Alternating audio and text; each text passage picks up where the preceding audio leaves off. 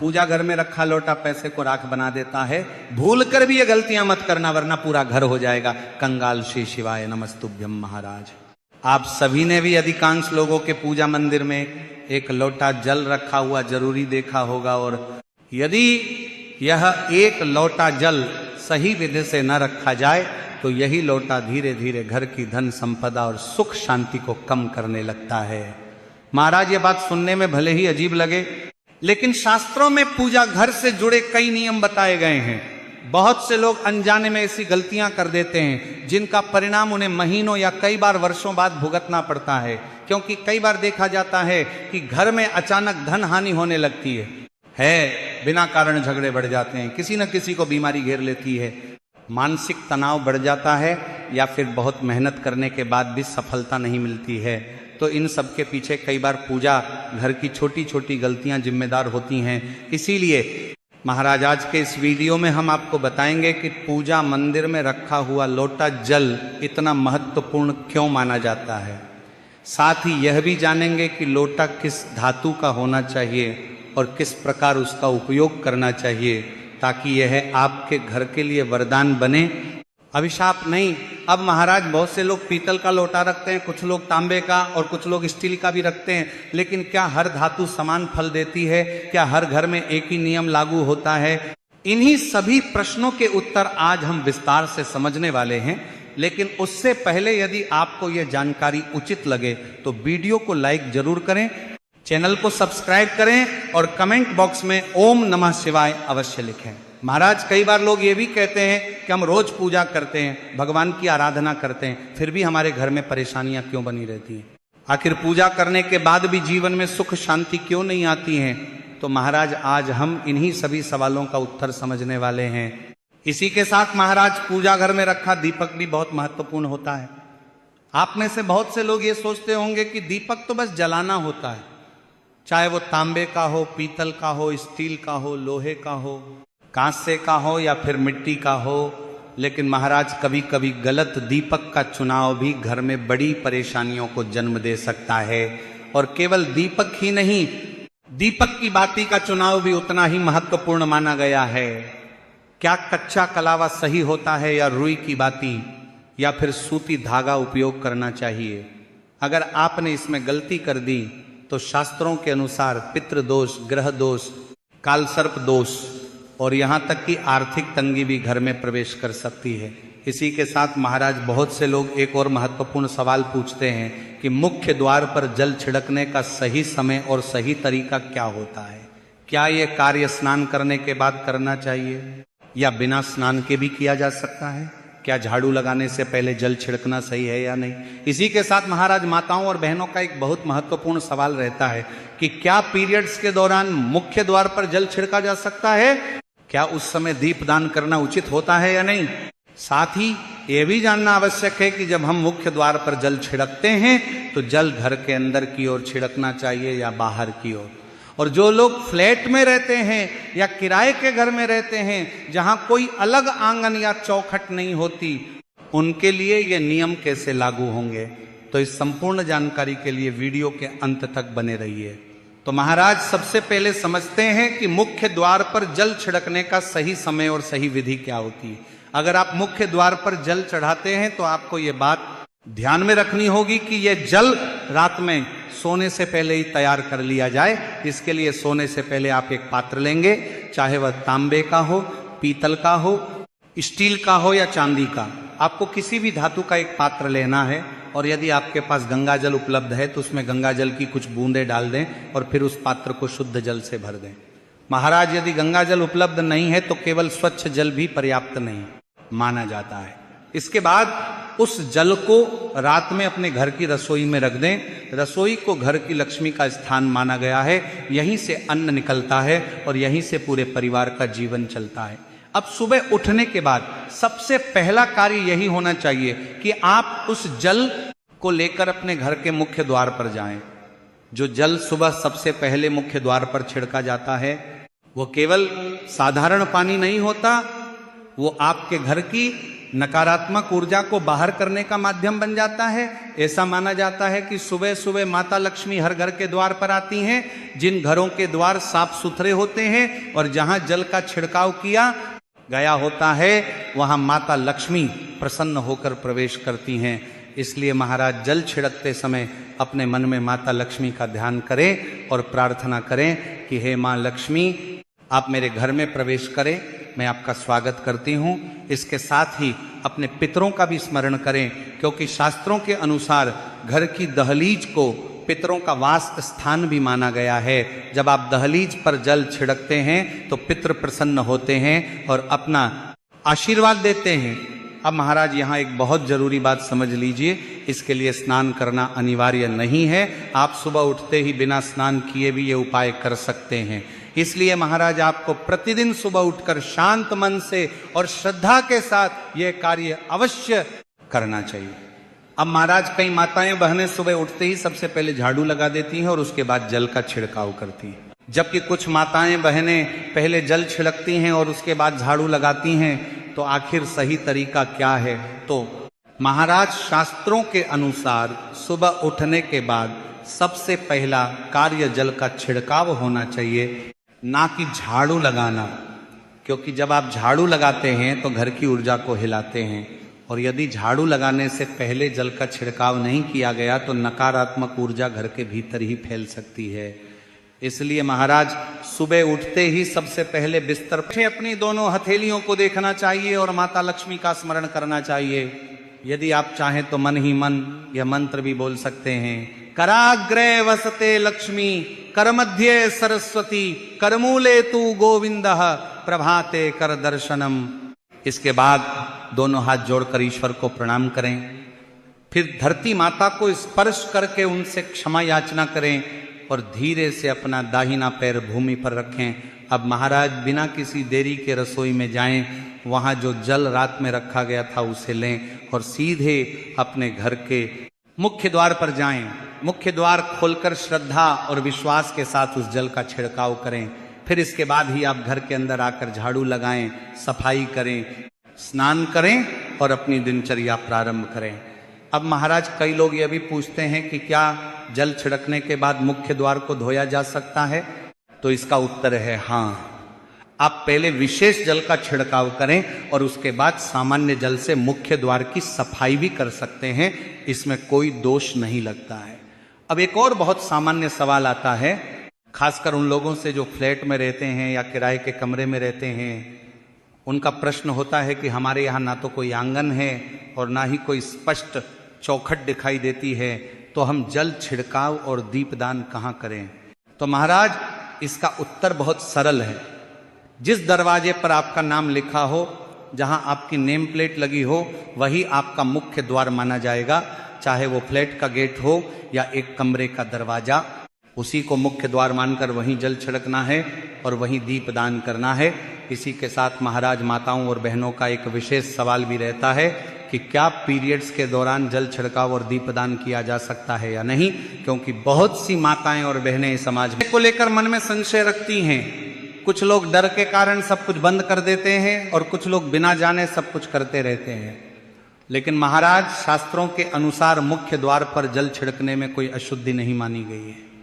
इसलिए पीरियड्स के दौरान भी मुख्य द्वार पर जल छिड़काव किया जा सकता है, इसमें कोई दोष नहीं लगता है। लेकिन दीपदान और पूजा कर्मकांड की श्रेणी में आते हैं और कर्मकांड के लिए शारीरिक शुद्धता आवश्यक मानी गई है। इसलिए पीरियड्स के दौरान दीपदान नहीं करना चाहिए और पूजा की सामग्री को भी नहीं छूना चाहिए।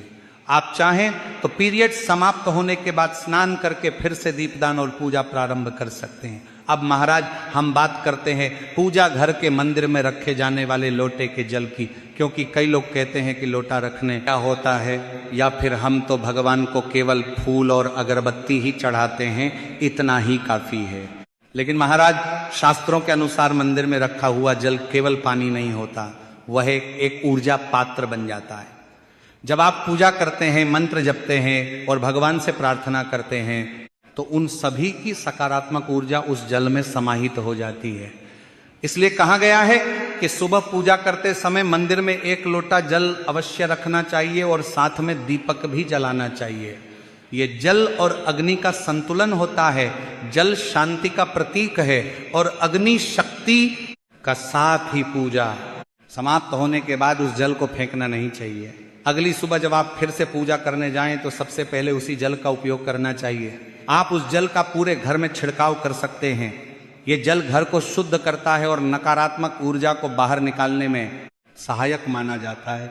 कई बार देखा गया है कि जहां दवाइयां असर नहीं करती वहां यह अभिमंत्रित जल भी सकारात्मक प्रभाव दिखा देता है। यदि घर में कोई व्यक्ति बीमार है तो दवा के साथ साथ उसे यह जल थोड़ी मात्रा में दिया जा सकता है।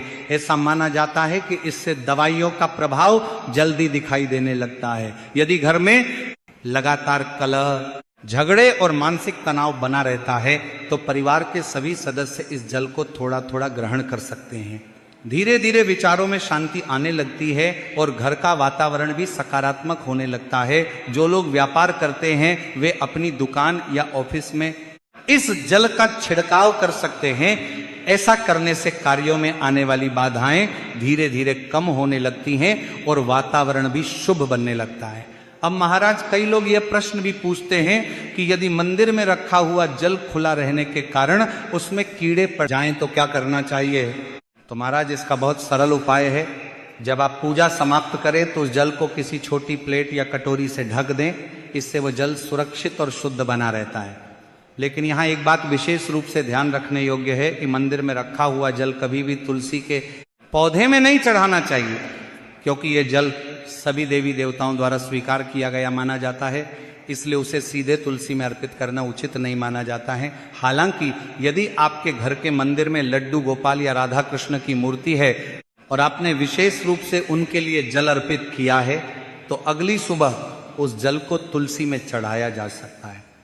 इसी के साथ महाराज, शास्त्रों में यह भी कहा गया है कि जो लोग अपने घर के मंदिर में नियमित रूप से 1 लोटा जल नहीं रखते, उनके घर में धीरे धीरे आर्थिक तंगी, मानसिक चिंता और कई प्रकार की परेशानियां आने लगती हैं। इसलिए यह बहुत आवश्यक माना गया है कि प्रतिदिन अपने पूजा मंदिर में 1 लोटा जल अवश्य रखा जाए। अब महाराज, हम बात करते हैं घर के अंदर और बाहर दीपक जलाने के महत्व की। बहुत से लोग यह समझते हैं कि पूजा में दीपक जलाना केवल एक परंपरा है, लेकिन वास्तव में हिंदू धर्म में दीपक जलाने का बहुत गहरा आध्यात्मिक महत्व बताया गया है। घर में दीपक जलाने से केवल अंधकार ही दूर नहीं होता, बल्कि यह मन और वातावरण के नकारात्मक प्रभावों को भी दूर करने का प्रतीक माना जाता है। जहां दीपक जलता है वहां सकारात्मक ऊर्जा का संचार होने लगता है और जहां सकारात्मक ऊर्जा होती है वहां भगवान का वास भी माना जाता है। महाराज, शास्त्रों में यह भी बताया गया है कि घर के बाहर दीपक जलाने से अनेक प्रकार के शुभ फल प्राप्त होते हैं। जब घर के बाहर दीपक जलता है तो वह केवल बाहरी अंधकार को ही नहीं हटाता, बल्कि घर के वातावरण में भी प्रकाश और सकारात्मकता का संचार करता है। ऐसा माना जाता है कि जिस घर के बाहर नियमित रूप से दीपक जलता है वहां नकारात्मक शक्तियां प्रवेश नहीं कर पाती हैं। उस घर में शांति, स्वास्थ्य और समृद्धि का वास बना रहता है। यदि दीपक शुद्ध देसी घी या सरसों के तेल से जलाया जाए तो उसका प्रभाव और भी अधिक शुभ माना जाता है। दीपक से निकलने वाला धुआं वातावरण में सात्विकता फैलाने में सहायक माना गया है और घर के वातावरण को शुद्ध करने में भी इसका महत्व बताया गया है।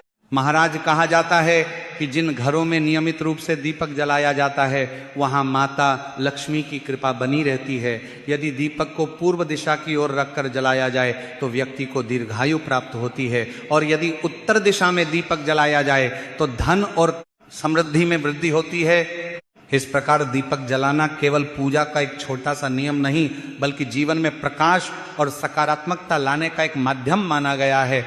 अब महाराज, हम बात करते हैं दीपक के प्रकार और उसके सही चयन की। बहुत से लोग ये सोचते हैं कि पूजा के लिए कोई भी दीपक उपयोग किया जा सकता है, चाहे वो लोहे का हो, स्टील का हो, तांबे का हो, पीतल का हो या फिर मिट्टी का हो। लेकिन शास्त्रों में दीपक के चयन को भी बहुत महत्वपूर्ण माना गया है। यदि दीपक का चुनाव सही न किया जाए तो इसका प्रभाव घर के वातावरण पर भी पड़ सकता है। ऐसा कहा गया है कि स्टील के दीपक से पूजा करने पर शनि की असंतुष्टि बढ़ सकती है। लोहे का दीपक घर में कठिनाइयों और दरिद्रता को आमंत्रित कर सकता है। इसी प्रकार कांच के दीपक को भी पूजा के लिए शुभ नहीं माना गया है, क्योंकि इससे राहु और केतु का प्रभाव बढ़ने की बात कही जाती है। इसलिए महाराज पूजा के लिए तांबे, पीतल या मिट्टी के दीपक को सबसे शुभ माना गया है।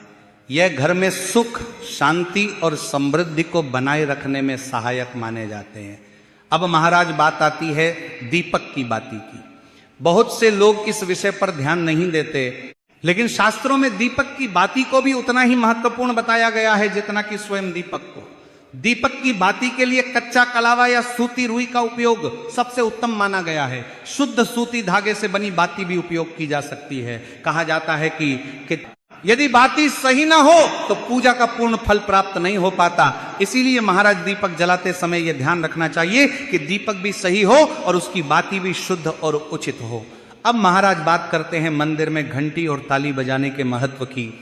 जब भी हम मंदिर में पूजा करते हैं और उस समय घंटी बजाते हैं तो उसका एक विशेष आध्यात्मिक महत्व बताया गया है। ऐसा माना जाता है कि जब घर या मंदिर में घंटी बजाई जाती है तो उस ध्वनि से वातावरण में एक सकारात्मक कंपन उत्पन्न होता है।